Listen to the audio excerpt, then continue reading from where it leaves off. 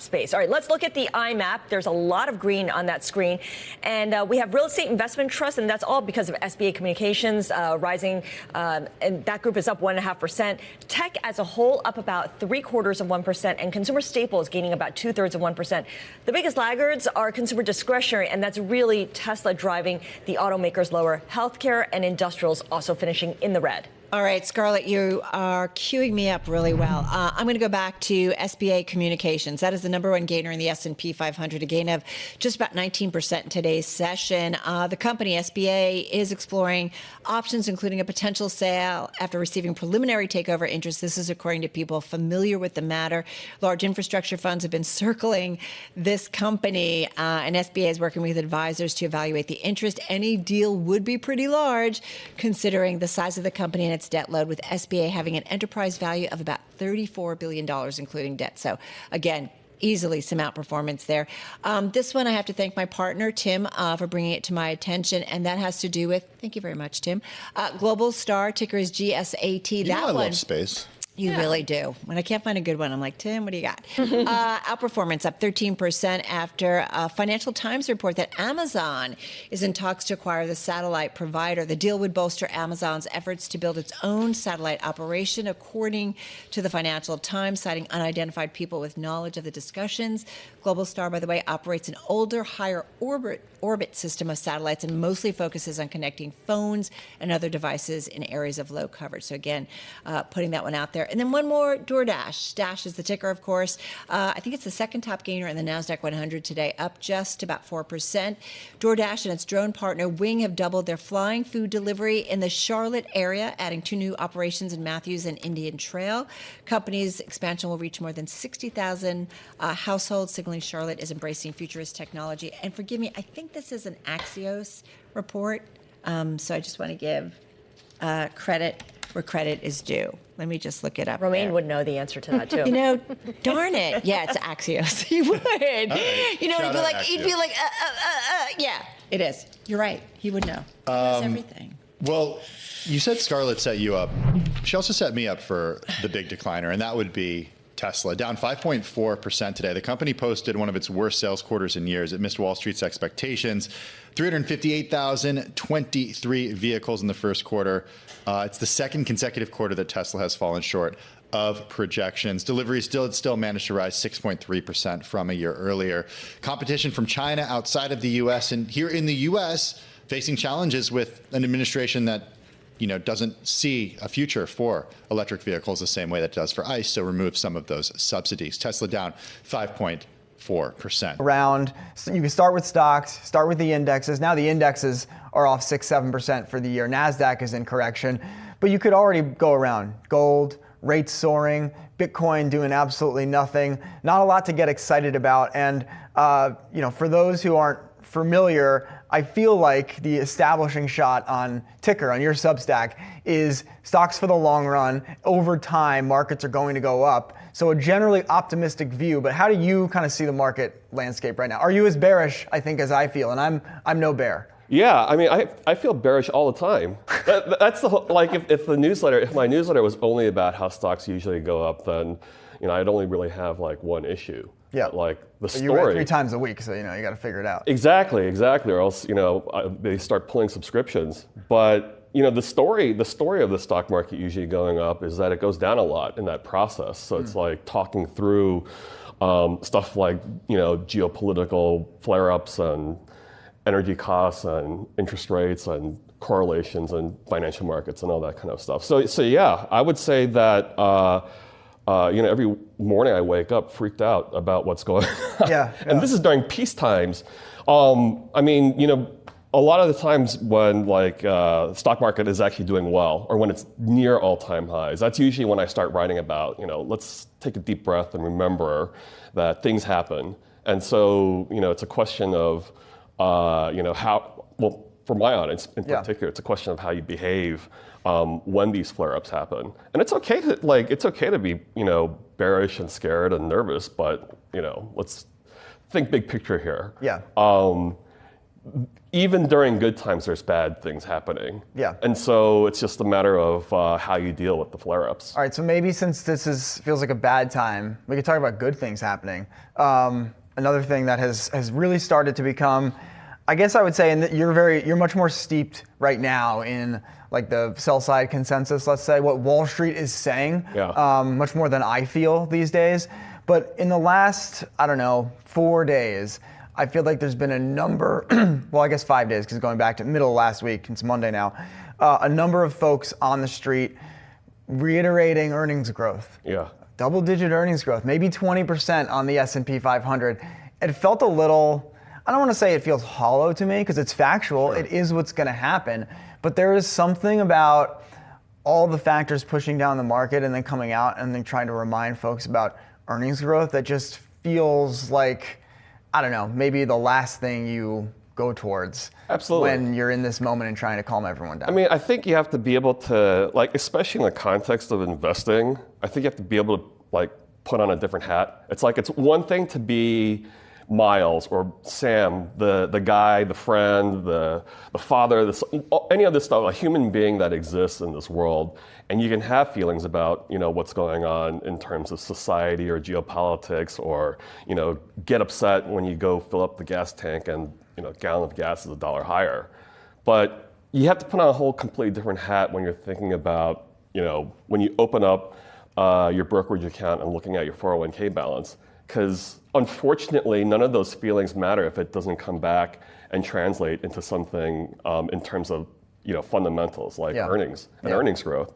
And so, it's kind of a cold, cynical, dark way to exist. But as long as these companies are making money and saying that they're making money, you have to be positioned in these things. Because by the way, you're not looking to sell.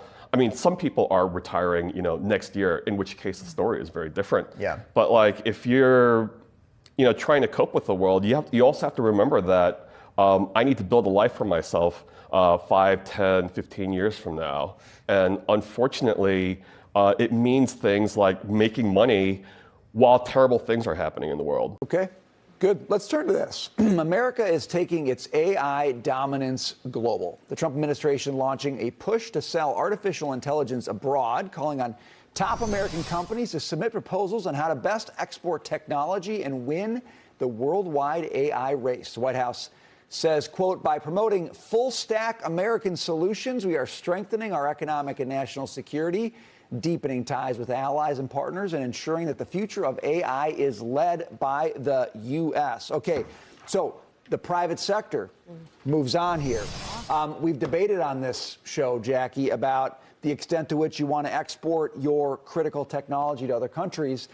The Trump administration pushing full ahead on this. What do you think about it? Yeah, I like the way Axios puts it, that the Trump administration's AI strategy is based partly on a bet that the best way to win the AI race is to embed this tech inside other countries' digital infrastructure. And when you think about it that way, with the word embed deep in that infrastructure, it reminds me of everything else the Trump administration has tried to do, which is try to get a leg up on our adversaries. Instead of China embedding their technology within our infrastructure, and God knows what data they're getting or what they're doing with it, to have us, for the first time, I mean, he's like flipping the tables on this to make sure that the United States will be the ones that are doing that rather than the other way around.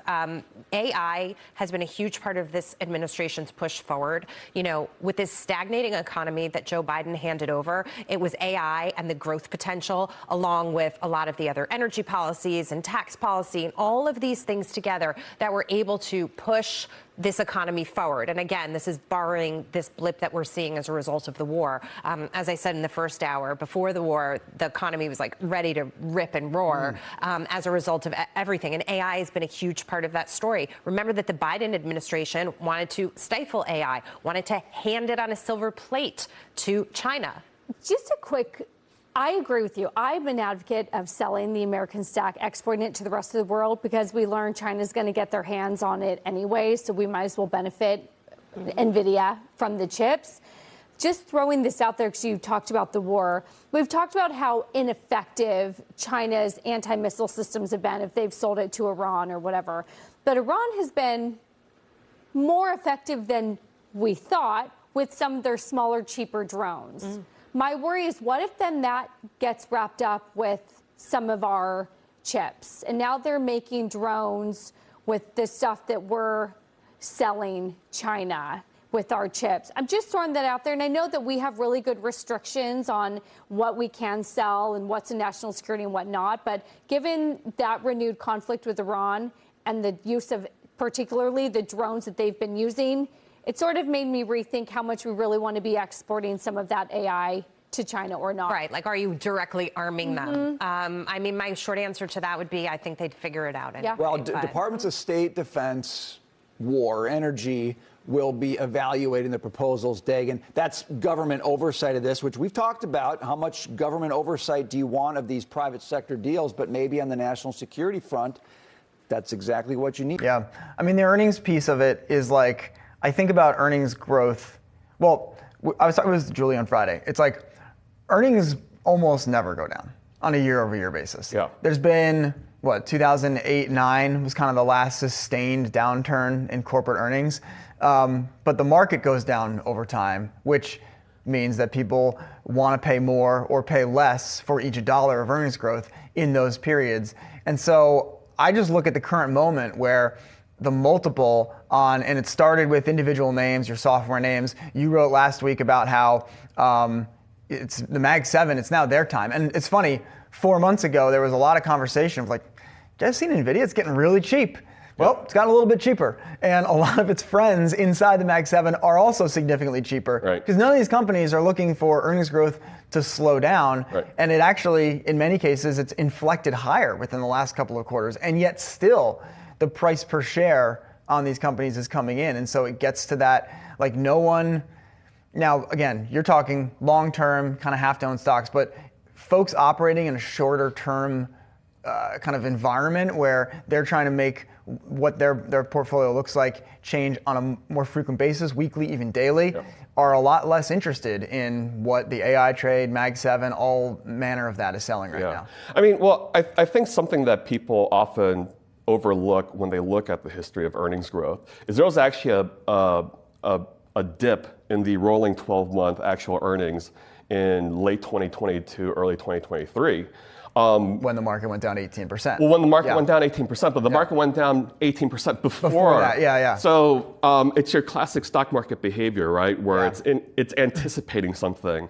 So in some ways, the fact that earnings estimates are being revised up right now it might be irrelevant because that might be reflecting a story that we were talking about 3 or 6 months ago. What the market might be, and by the way, you know, I sort of despise this idea that like the market predicts things. Like the market is in theory predicting things, but you know, there's a video of Warren Buffett that goes around every once in a while where he says, yeah, the market predicts things, but the market actually often gets those predictions wrong. But let's assume for a second that maybe the market is picking up on something. It is possible that you know, maybe Q2 or Q3 or Q4 earnings later this year represent a quarter-over-quarter or a rolling 12-month dip, in which case it's being priced in right now. So, you know, is there a dislocation between what analysts forecasting earnings growth or revising up earnings growth?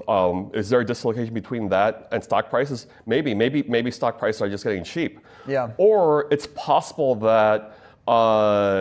Again, I hate this whole prediction thing. Well, okay. But it's possible that, like, they're saying, no, this is actually going to translate into higher costs that lead to earnings dip later this year. So, okay, because I was going to ask you, you kind of anticipated it, but I'm going to ask anyway. Like, I have been personally very hot on the price leads narrative idea that's out there. And I don't know who the main progenitor is of it. Like, in my head, JC Peretz is like leading this bandwagon of the price leads narrative. Michael Batnick is someone who talks about this as well. Meisler. Yeah, and it's like, and essentially it's kind of what you're outlining, but I view it a little bit differently of the market's going to do something and it kind of feels inexplicable. And then events will happen and it's like, oh, that's what was pricing it. Now, the current moment, the details of it, it's sort of a stretch, right? The market is kind of looking messy in February. There's this massive disconnect between the index and software stocks and all this kind of stuff. Gold starts collapsing. Bitcoin acts terribly. And then the Iran war kicks off. And there is this like idea of, well, the U.S. is amassing troops in the area. Anybody could have seen this coming. Why weren't you guys sleepwalking through it? Although I've become kind of sympathetic to that idea that the market does have or reflect information, even if, to your point, it ends up being a wrong guess. When it's right, it feels more powerful. And maybe I'm just falling victim to some fallacy here around the narratives of investing and what's real and what's not. But it feels right now, I am very compelled by the notion that price can appear to be a random walk, but in a very short order amount of hindsight, it's like, no, there was information there. Yeah, I mean, I'm not sure. I think at the very least it amplifies stories, right? Like if the market is down, if interest rates are blowing out, if gold prices are surging, we can't allow that stuff to happen in a vacuum, even though it might reflect technical factors or Pod blowing up is the favorite one. Oh yeah, well exactly. I mean that happens all the time, it's right? Like, who is this? Doesn't matter. It's a pod. Because it's like the markets do something, and it's like, all right, well let's go through the entire world and figure something out. And every once in a while, it usually falls back on, well, the government has too much debt, which is a story that people have been telling for 40, 60 years. Yeah. But yeah, like I think Larry it helps. Fink started his career, or Ray Dalio and those guys. They started their career with concern about the U.S. debt. Yeah, everybody. And then 70s. if it goes sideways, you start a newsletter and warn your subscribers about that into perpetuity. You should do an offshoot of your newsletter that's only about warning people about the just the exact opposite. Yeah, I'll do it under a pseudonym. Charge more money for that one. Yeah, and I'll just keep saying why the Sam Rowe guy is terrible. Yeah. But yeah, I mean, like, if you go back, I mean, I think something that is a good exercise is going back into history and like, okay, so we're in like a 9% drawdown from the all-time high. Well, let's go back into all those moments in history where we had a 9%-ish drawdown, and you'll never remember what happened during those periods. Yeah. You start doing some searches in newspapers and stuff, and then you're always going to back into some story about there was a geopolitical flare-up somewhere. Yeah. Tensions were high in Taiwan. Something is happening. Yeah, something is happening in the Middle East. There's something always happening in the Middle East. Something is happening. Yeah. Situations needed to be monitored. And not to downplay the fact that it's pretty clear that there's like escalation in the Middle East.